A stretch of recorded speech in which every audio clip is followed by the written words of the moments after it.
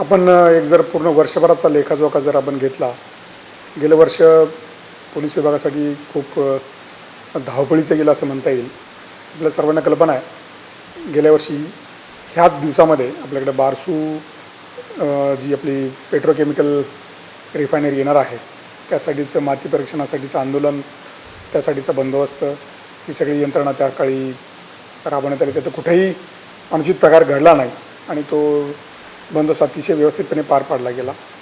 त्यानंतरच्या काळात आम्ही दोन महत्त्वाच्या गोष्टी टार्गेट केल्या होत्या.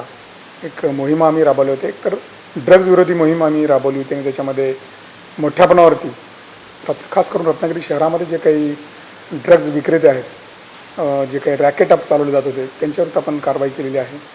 त्यातल्या अनेकांचे तडीपार प्रस्ताव आपले वेगवेगळ्या प्रांतांच्याकडं प्रलंबित आहेत आणि त्याचा पाठपुरावा करणं चालू आहे. त्यामुळे बऱ्याच ठिकाणी अशा अवैध ड्रग्ज विरोधात अंकुश बसलेला आहे, त्यांच्यावरती कारवाई चालू आहे. दुसरी एक मोहीम आपण हाती घेतली होती, अवैध सावकारी किंवा सावकारांकडनं होणारी सर्वसामान्य कर्जदारांची पिळवणूक याच्याविरोधात एक मोहीम घेतली होती. त्यात पण अनेक कारवाई करण्यात आल्या. त्याच्यामध्ये काही लोकांच्यावरती आम्ही गुन्हे दाखल केले, त्यांना अटक केली, काही वाहनं जप्त केली. त्याचबरोबर काही लोकांच्या जमिनी सावकारांनी बळकावल्या होत्या, त्याबद्दलच्या सुद्धा आम्ही खटले दाखल केले आणि ते सर्व दोषारोपपत्रात माननीय न्यायालयासमोर प्रलंबित आहेत. त्याचा परिणाम असा झाला, जे काही सावकार होते आणि कर्जदार होते, ते कर्जदार आणि सावकार यांच्यामध्ये आपसातच तडजोड व्हायला लागली आणि पोलिसांपर्यंत तक्रार येण्याचं प्रमाण कमी झालं आणि त्याच्यामुळेच परिणाम असा झाला की सावकारांच्याकडे होणारी जी पिळवणूक आहे कर्जदारांची ती थांबली. असं एक साधारणतः चित्र जिल्ह्यामध्ये निर्माण झालेलं आहे. निवडणुकीच्या कालखंडामध्ये आमच्याकडे जे काही वेगळ्या मोहीम आम्ही घेतल्या होत्या, त्याच्यामध्ये अवैध हटबट्टी जो आहे त्याच्याविरुद्ध एक मोहीम हाती घेतली होती.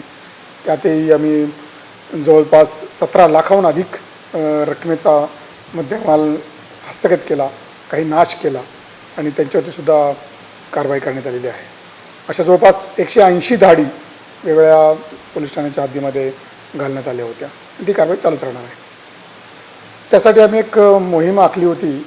खरं तर आपल्याकडं बोटींवरती काम करणारे खलाशी आहेत किंवा आंबा बागायतीमध्ये काम करणारे जे काही कामगार आहेत, ते बऱ्याच प्रमाणामध्ये नेपाळ या देशामधून येतात आणि त्यांचं कुठलंही रेकॉर्ड आपल्याकडे असत नाही आणि ते काही हंगामी कालावधीसाठी येत असल्यामुळे त्यांच्याकडून जर कुठला गुन्हा घडला किंवा त्यांच्याबाबत काही गुन्हा घडला तर त्याच्याबद्दल थांगपत्ता लागत नव्हता.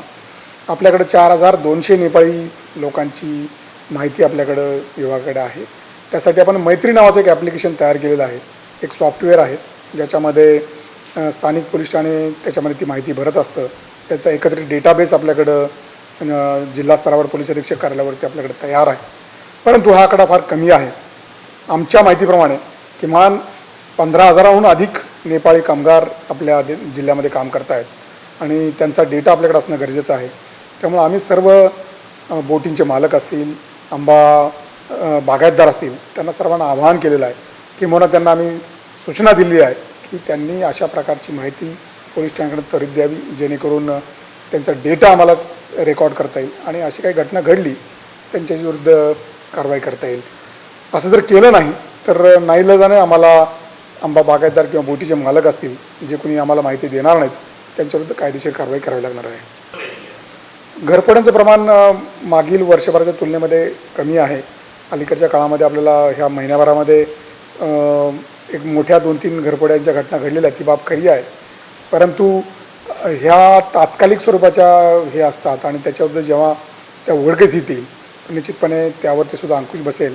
आपण बघितलं असेल की रत्नागिरी शहरामध्ये जी गस्त आपण वाढवलेली आहे, तिथं होणारे आपण एकंदरीत नाकाबंदीचं प्रमाण पाहता शहरामध्ये आपल्याला घरफोड्या नियंत्रणात आहेत, परंतु ग्रामीण भागामध्ये आपल्याला अशा प्रकारच्या घटनांमध्ये वाढ झाल्याचं दिसतं आहे. त्यासाठी आम्हाला काही उपाययोजना निश्चितपणे कराव्या लागतील. काही ठिकाणी लोकसहभागातून CCTV कॅमेरे बसवणे, स्थानिक लोकांच्यामध्ये जागरूकता आणून त्या ठिकाणी वेगवेगळ्या उपाययोजना करणं हाही त्याच्यामध्ये महत्त्वाचा भाग आहे आणि त्या दृष्टीने या पोलीस विभागाची कामगिरी चालू आहे.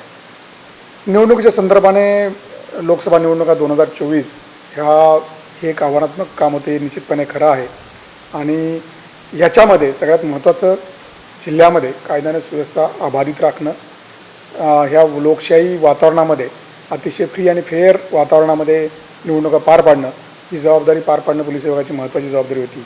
आणि त्यासाठी प्रचारासाठीच्या रॅलीज असतील, त्यानंतर वेगवेगळ्या प्रकारच्या सभा असतील, त्यासाठीचा बंदोबस्त असेल, वेगवेगळे VIP जे येतात त्यांना बंदोबस्त पुरवणं असेल, ही जबाबदारी रत्नागिरी जिल्हा पोलीस दलाने अत्यंत चोखपणे पार पडली. कुठलीही घटना संपूर्ण निवडणुकीच्या कालखंडामध्ये कुठल्याही प्रकारची हिंसक घटना आपल्या जिल्ह्यामध्ये घडली नाही, तशा प्रकारचे गुन्हे आपल्याकडे नोंद नाही आहेत. ह्या कालावधीमध्ये येणारा जो काही मनुष्यबळ आहे, पोलीस विभागाकडून वेगवेगळ्या राज्यामधून जिल्ह्यामधून येणारं जे मनुष्यबळ आहे त्यांची वाहतूक करणं, त्यांची राहण्याची व्यवस्था करणं, त्यांच्या निवास आणि जेवणाची व्यवस्था करणं हे महत्त्वाचं मोठं एक आव्हान आमच्यासमोर होतं. आणि त्यासाठी खूप मोठं प्लॅनिंग आम्हाला करावं लागलं. त्यासाठी वेगवेगळ्या प्रकारच्या टीम तयार कराव्या लागल्या. त्यासाठी विशेष रेल्वेगाडी आम्ही मुंबईवरून एक रत्नागिरीमध्ये आणली होती. तीच रेल्वेगाडी पुन्हा त्या लोकांना घेऊन मुंबईपर्यंत गेली होती. त्यामुळं हे सगळं नियोजन करताना सर्व पोलीस अधिकारी आणि कर्मचाऱ्यांचं सहयोग त्याच्यामध्ये महत्त्वाचा होता. त्यांना प्लॅनिंगमध्ये सहभागी करून घेतलं होतं. सर्व गोष्टींची तयारी करताना त्याची माहिती पोलीस अधिकारी आणि कर्मचाऱ्यांना दिली होती. त्यामुळेच हे शक्य झालं. आणि स्थानिक इथले रत्नागिरीकर आहेत त्यांचंही आम्हाला मोठ्या प्रमाणात सहकार्य लाभलं.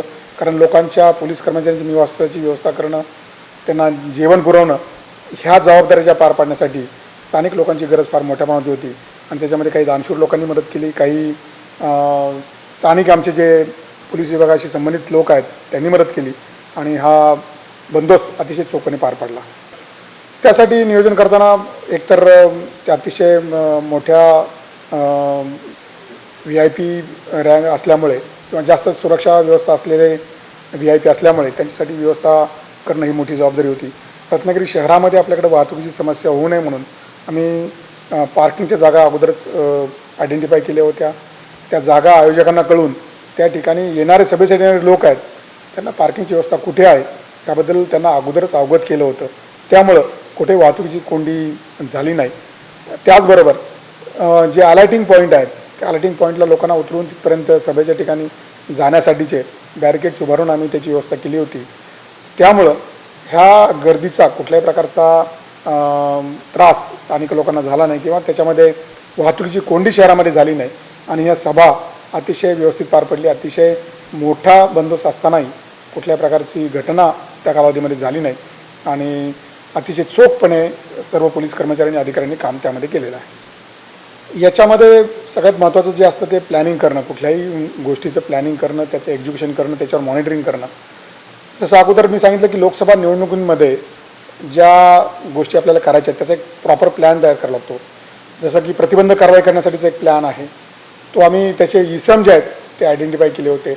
दारू जी अवैध दारूची जो हातबट्टी आहे त्या व्यवसायाच्या लोकांच्या विरुद्ध एक मोहीम आम्ही आखली होती आणि त्याचं एक धाडसत्र सुरू केलं होतं. त्याचाही परिणाम मोठ्या प्रमाणात झाला.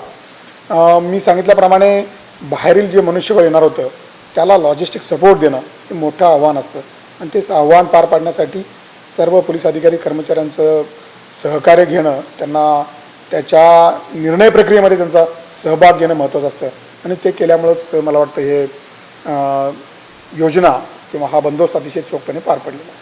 टाइम्स डिजिटलला लाईक करा, सबस्क्राईब करा, शेअर करा आणि बेल आयकॉन दाबायला विसरू नका. पाहत रहा टाइम्स डिजिटल.